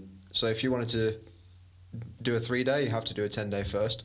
Which, really? Yeah, so the minimum you can do first, at this particular one anyway, is 10 days. And it's a very strict regiment. It's the gong, the big massive gong, it's at a centre. There's a big meditation hall. It's very, very basic amenities, just like dormitories, you know, bunk beds.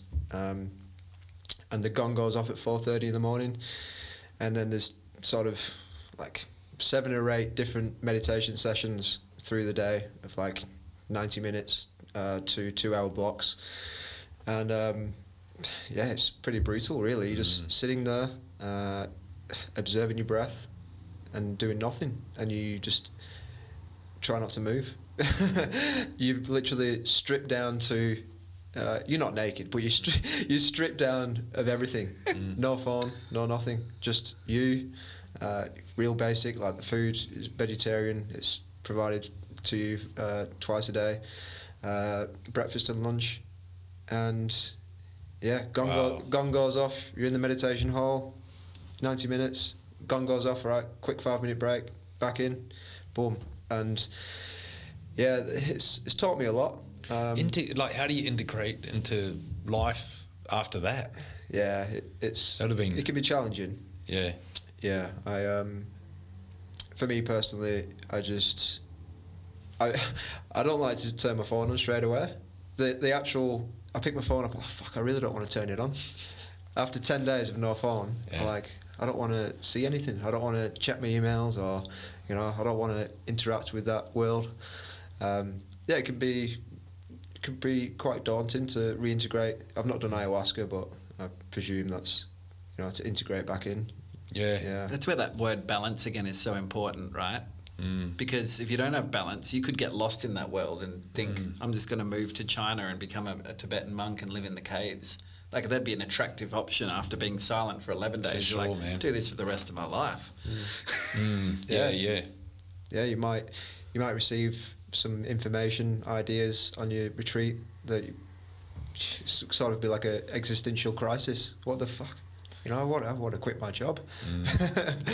Can you journal? Is being silent journaling? No, it's just nothing. Nothing. Yeah. Right. That's wild, hey. Oh, even to get your head around that, man, that was pretty full on. 10 days, though. 10 days of anything is long, man. Yeah. 10 days. It's, you can't talk to anyone as well. And it's funny, actually. What was your first word?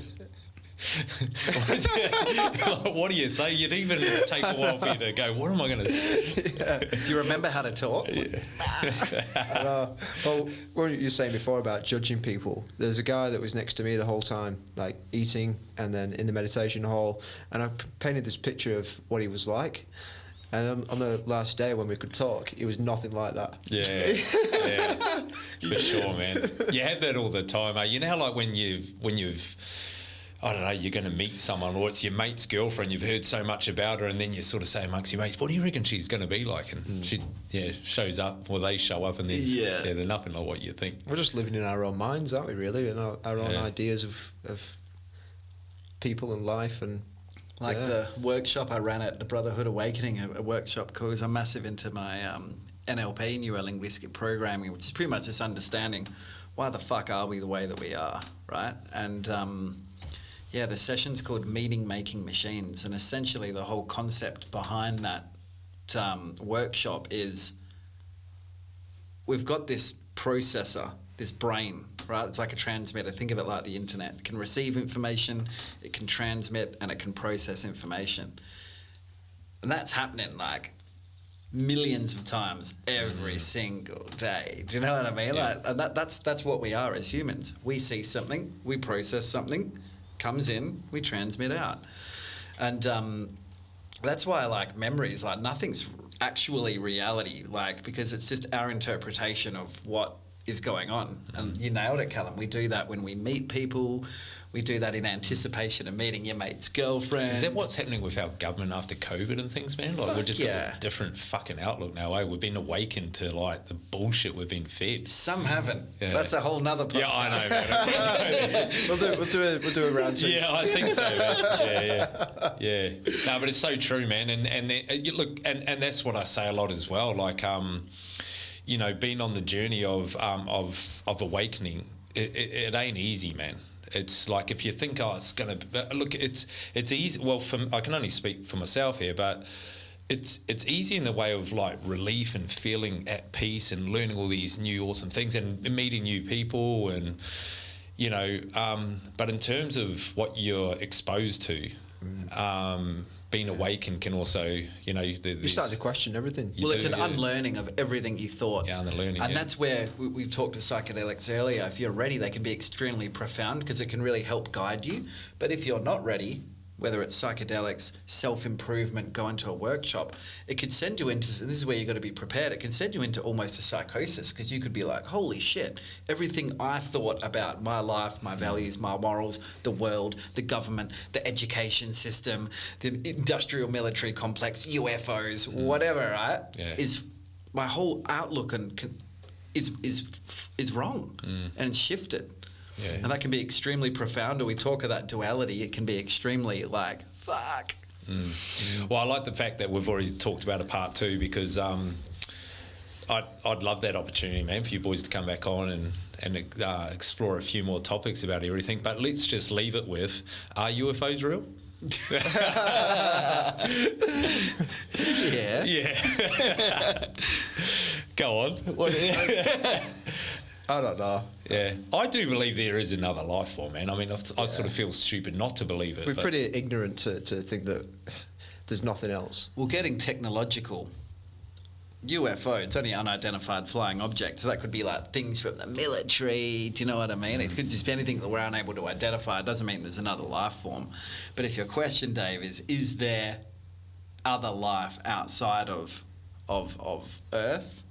Yeah, like 100%. And, the more you open yourself up to the possibilities, something to discuss on the next podcast, my wife and I have got this brain entrainment device called the Pandora Star. Essentially, you sit underneath this device. It's got flashing lights. And we talked earlier of being able to access different brain waves. This thing takes you from alpha, beta, all the way through to gamma. So it can actually get you to that gamma state. Wow. It's like a legal DMT trip. This light is legal.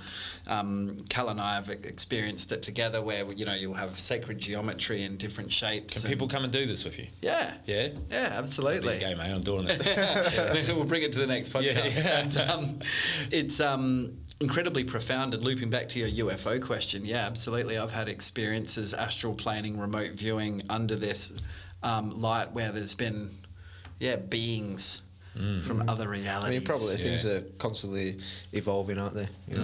Well, we only know what we can see, or feel. So, like, and there's even, and I only know this through ayahuasca, but there's so much in between me and you guys right here. Yeah. But it's just because it's here now. Yeah, exactly, man. And so there's a lot more going on out there than what we can see. Than what we can see, or hear and believe. Yeah, true. That's the other thing, man, is actually just being able to understand what that is. Yeah. Are we living in a simulation?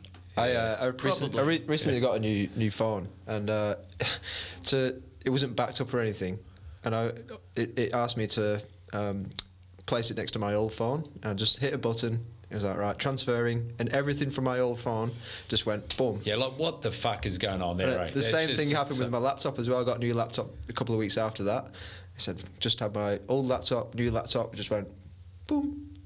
It's like, what the fuck? So was that always there? It's just that we're awakening and allowing that to come in now? That we're just ready as human beings to understand that and allowing that to happen? Or is that just... I think the brain's no different. We talk about a substance getting...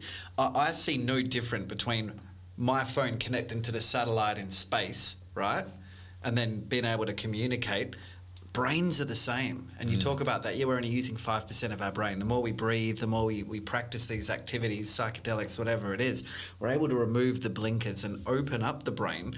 So some people talk about having a shared experience, right? It's like, I've thought of that person and then they've called me, right? You ever had that happen? Like you think of that person and then you see them on the street, or I haven't seen this person for a while and they message you.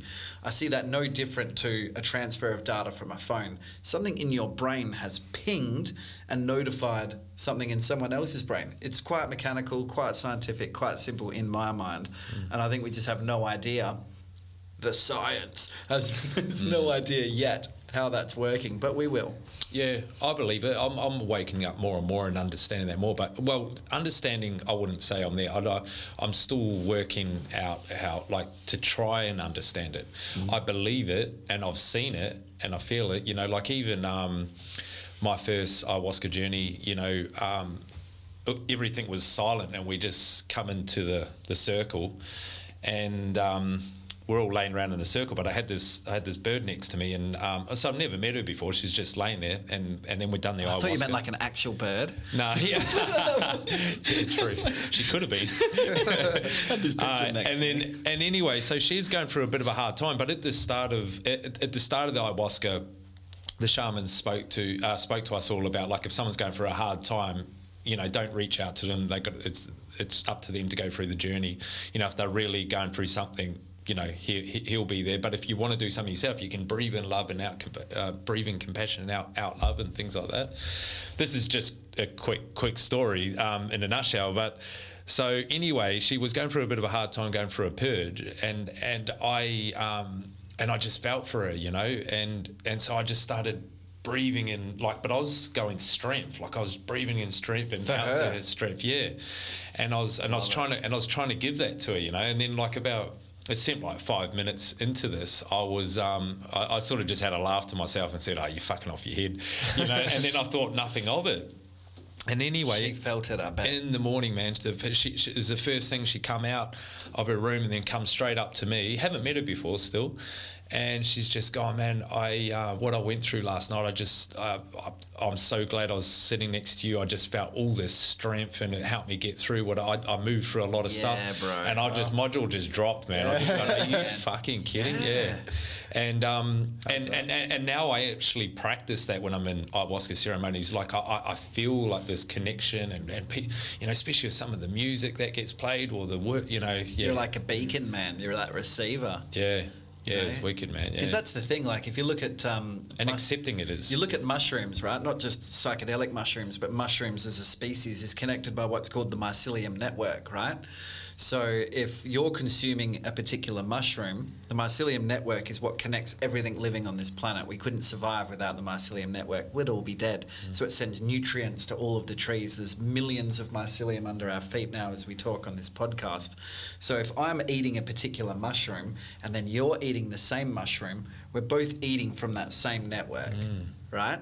So again, think of that network no different to like internet cables. So once again, it's like, of course we can have shared experience. Of course there's like things like telekinesis or whatever you want to call it, because I think there's actually a really scientific method behind that of all connecting, no different to when you connect to Wi-Fi and you can send something to someone on the other side of the planet. Yeah. And it's like, how did you get to the point to even understanding that, you know? Because like for me, it's like I'm just doing it. Well, I guess it's like power and a phone and everything like that. I'm just doing it, aren't I? I'm never really understanding how it's... Well, it's ironic, actually, in having Callum placed in my life, that my life before was full of these like weird and wacky like concepts and stuff. And then I realised that, because my wife, without getting too deep on this podcast, but my wife's a human design and astrology reader, so she'll like read your stars and your planets and stuff. So it turned out if you believe in past lives, there's things called North Node, South Node. North Node is where we need to head in this life, and that's our purpose, our calling. And an easy, simplistic way to understand it is south is what you've had before, previously. And in my previous life, was filled with shamanism, spirituality, and that sort of like woo-woo wacky sort of stuff. And they're gifts you'll bring into this life. But our karma, our dharma in this life is not to master that. We already have. So it's not saying, you might see a video of a kid, he's like 5, like, how is he playing drums so well, so young? He would have had music as a gift. So when we understand what our North Node is, that's what we need to move towards, and that's where our gifts lie. Right, so my North Node is being in the body. Man, this is fucking amazing. Right, is the opposite of that. So I've had to put away all of this woo-woo wacky stuff and focus, and then I only found out what my North Node is maybe about 2 years ago, and then within less than 6 months, I meet Callum. Human Allegiance is born. It's like boom, Wow. boom, boom.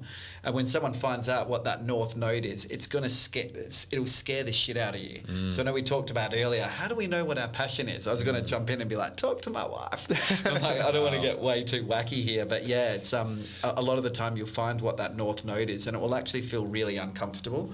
So for me, when I found out that my future and my passions in where I need to be is being grounded in the body, 3D present physical exercise embodiment, I was like, no way, this is not what I thought. Yeah, well, that's it. There's a sort of inversion in like your greatest challenge is also your greatest gift. Correct. True, man. Yeah, for sure.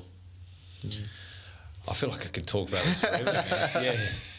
That's wicked, man. Oh, well, we'll leave it there, eh, boys? Well, thanks for coming on board.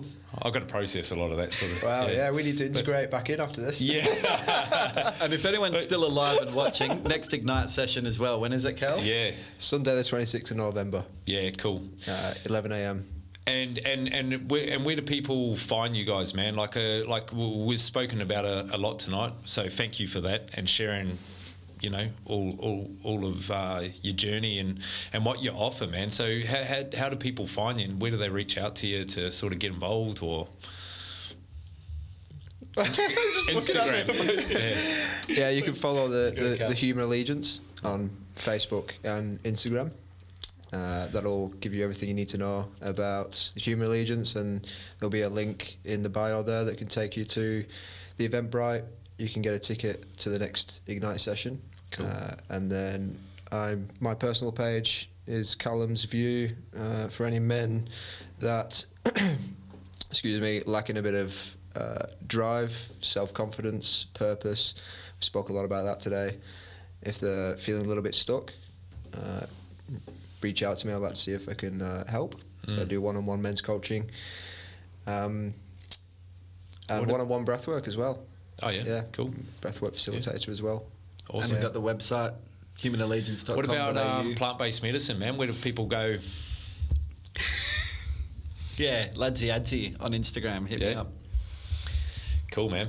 I'll also have your details on my website as well, if you don't mind. I tried to, yeah, because the whole idea behind this podcast, well, the vision right from the very beginning was to obviously as podcast as many people as I can that can offer support towards mental health, and then have the having their details on a website or a platform. So no matter where you are in your journey, you can jump on there, be inspired, and reach out to awesome guys like yourself, man. I love that. That's a great initiative. Yeah. So thanks for coming on board, and thanks for having us. We'll try and plan a part 2 sometime soon, eh? Yeah. Sounds good. Cool. Love it. All right, boys. And thank you, Dave. Like what you're doing, man, is really inspiring. So Callum and I are deeply grateful for the opportunity and in full support of the starting line and what you're building. Cool, man. I really appreciate that, mate. And as we know, man, none of it is easy. It does take a lot of courage for us to step out and do this sort of stuff. So having you guys here and say what you just said there, man, it means a great deal, because we're always pushing forward. And the way I look at it, man, we're just all doing our little part, aren't we, man? That's to just, and the more people we can get involved and into the community, man, to share it all, man, the better. There's enough for everyone. For sure, man. Definitely. Thank cool. you. All right, boys.